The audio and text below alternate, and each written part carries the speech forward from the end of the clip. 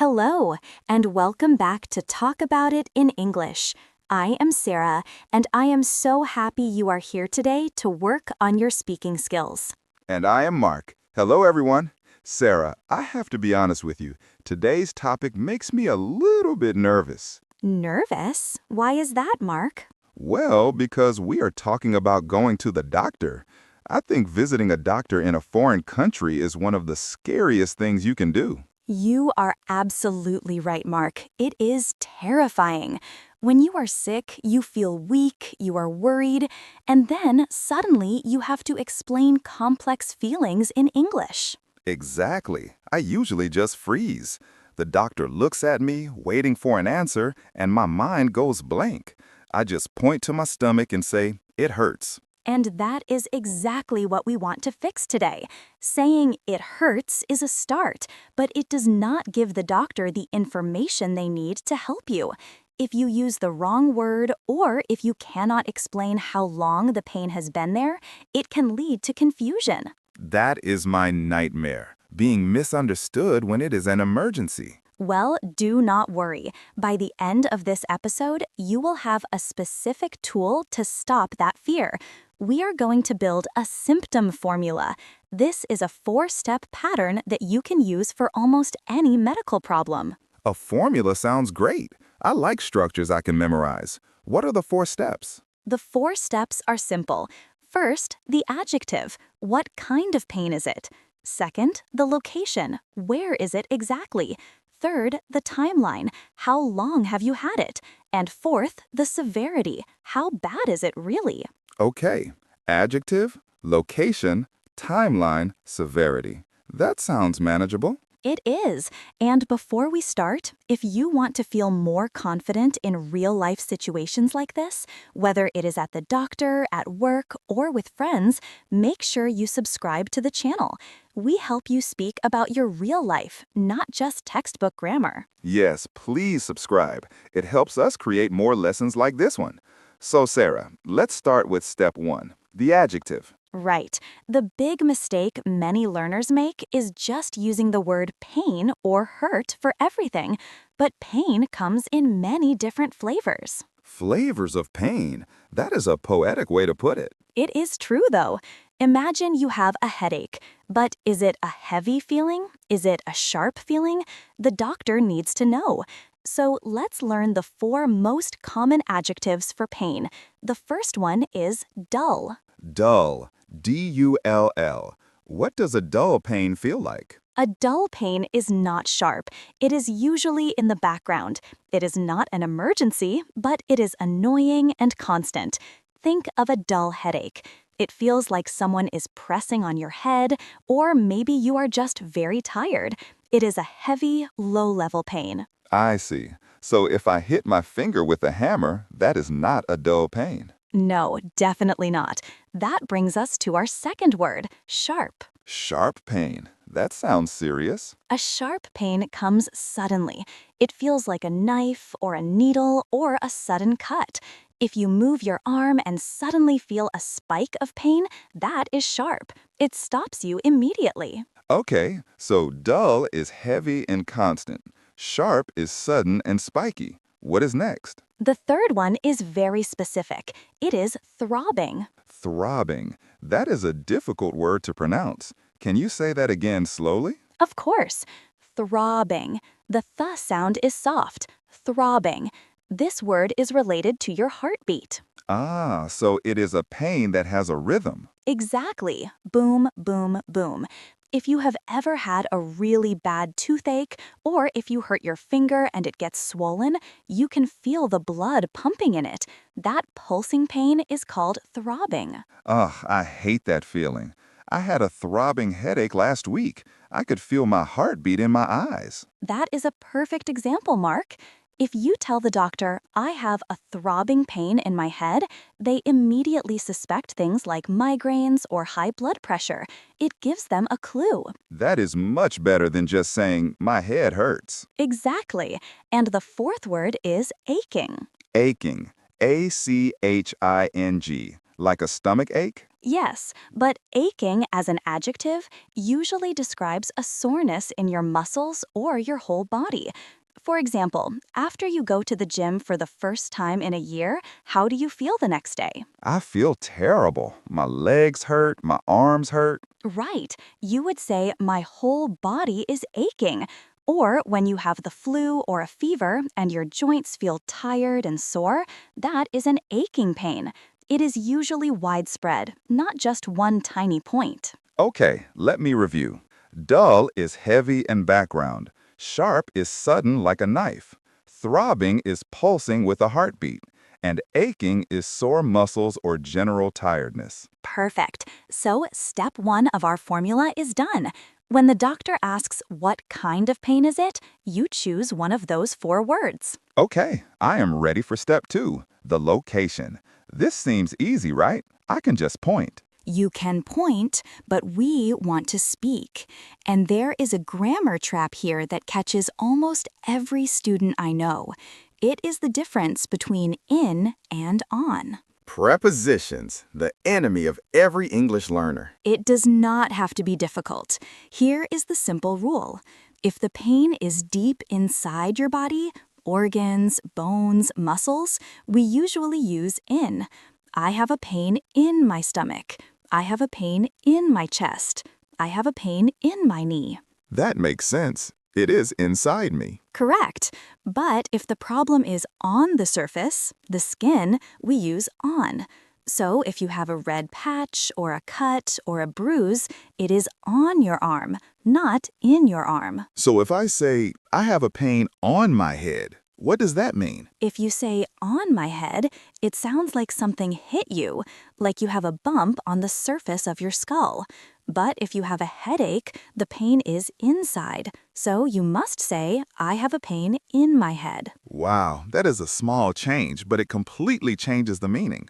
On my head means I bumped into a door. In my head means I have a headache. Exactly. And speaking of headache, we should mention the ache words. We have 5 special body parts that combine with ache. Do you know them? Let me try. Head, headache, stomach, stomachache, tooth, toothache, ear, earache, and back, backache. Brilliant. Those are the big 5. For almost everything else, we just say pain in my.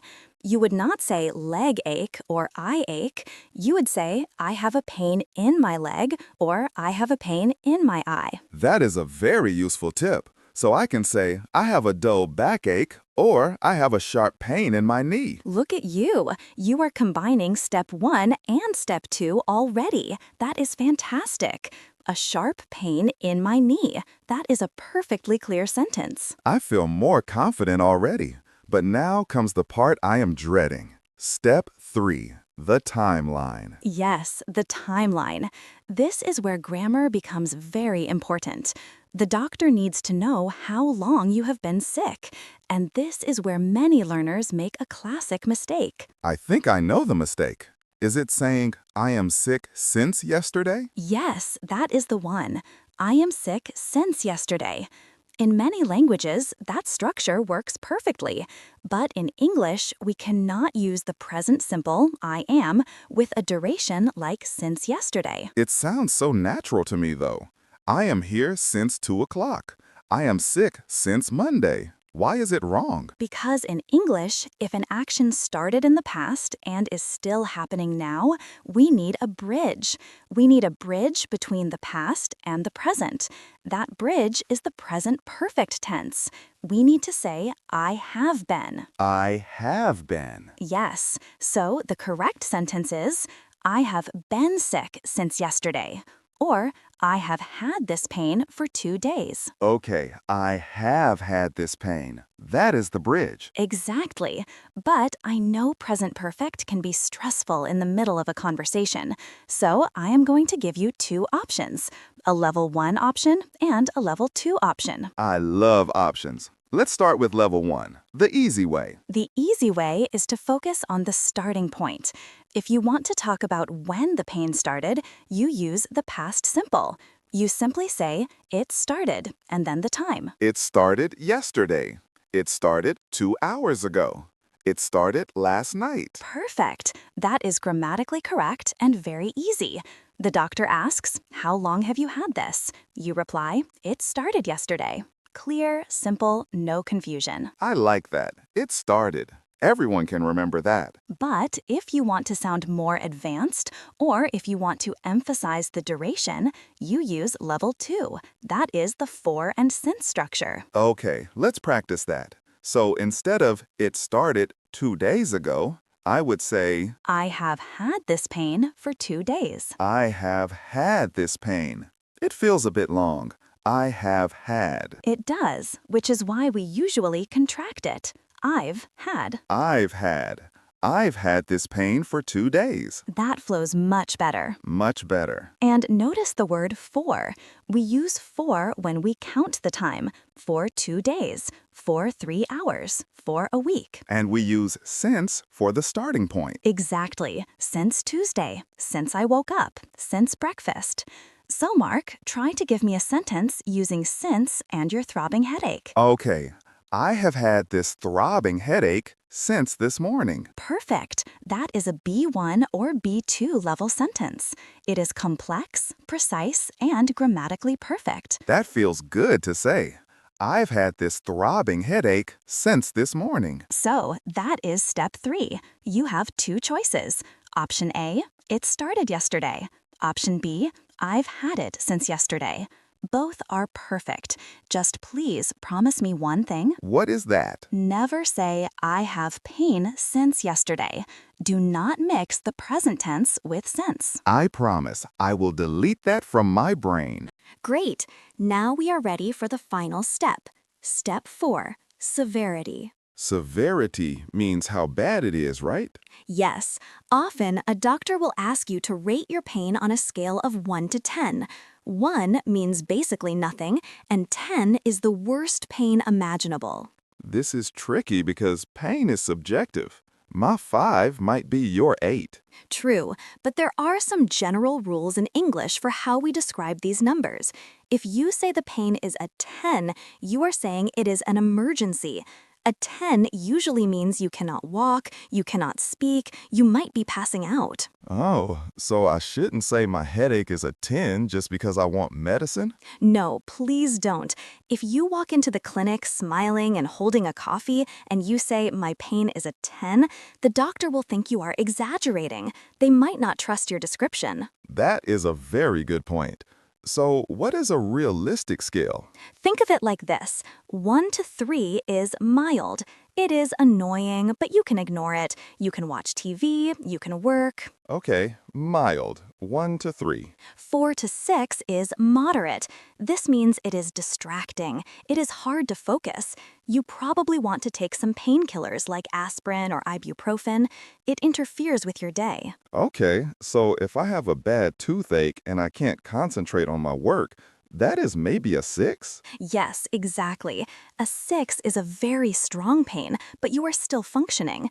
7 to 9 is severe. This is when the pain stops you from doing anything. You cannot sleep, you cannot move comfortably, you are probably crying or sweating from the pain. Wow. Okay, so 7 is really serious. Yes. So when you talk to the doctor, try to be honest. You can use the number, or you can use the adjectives we learned. It is a mild pain. It is really severe. Or it is extremely painful. This is helpful.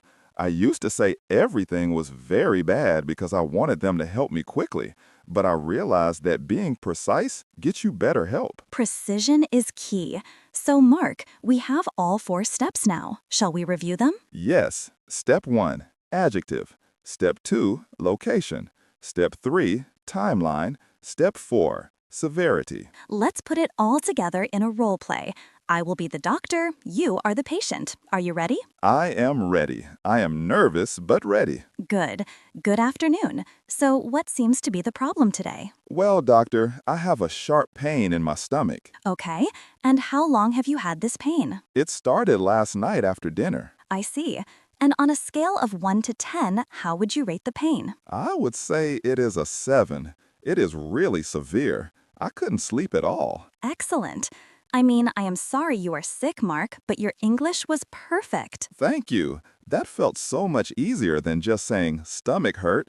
I had a script in my head. That is the power of the symptom formula. You simply fill in the blanks. Let's try one more, just to be sure. This time, let's try something chronic, something that has lasted a long time. Let's say back pain. Okay, back pain. Let me think. Adjective, dull. Location, lower back. Timeline, 2 weeks. Severity, moderate, maybe a 4. Okay, go ahead.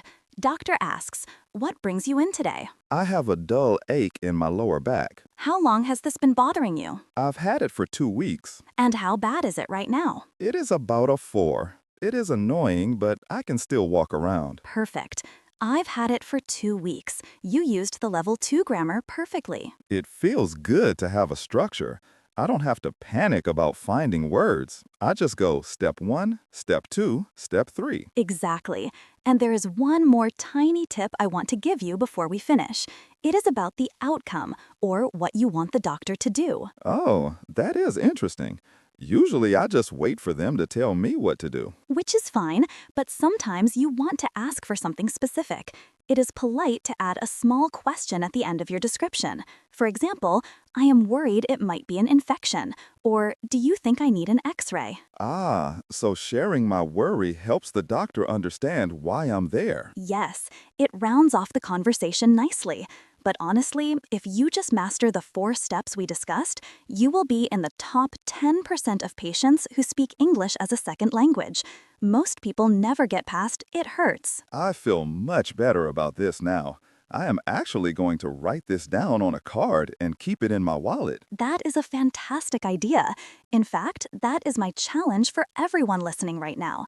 Don't just listen to this video and forget it. I want you to take action today. What should they do? I want you to write a symptom script. Think about the last time you were sick, or maybe a small pain you have right now. Maybe your neck is stiff from looking at your phone. Maybe your eyes are tired. We all have something hurting, sadly. True. So take a piece of paper or open the Notes app on your phone. Write down the 4 steps: adjective, location, timeline, severity. Fill them in for your specific situation. Then stand in front of a mirror and say the full sentence out loud. I have a stiff pain in my neck. It started this morning. It is a 3. Yes, say it 3 times. When you speak it out loud, your mouth remembers the pattern.